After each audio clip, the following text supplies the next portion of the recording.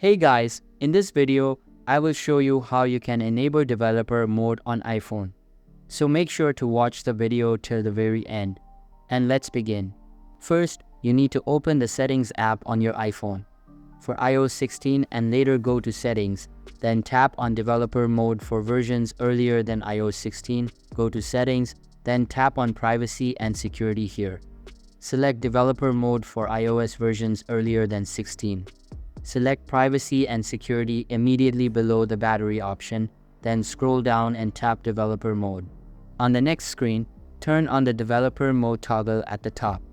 If you are developing apps for Apple products, Developer Mode allows you to use features that are required for app development. When Developer Mode is turned on, your device security will be reduced. You will see a prompt at the bottom asking you to reboot your iPhone. To enable the feature, tap Restart to proceed. Your iPhone will now reboot once it restarts. Completely unlock your device using the passcode. When you unlock your iPhone, a prompt should appear on the screen asking you whether you wish to turn on developer mode on your device. Tap Turn On inside this prompt, as seen in the image below.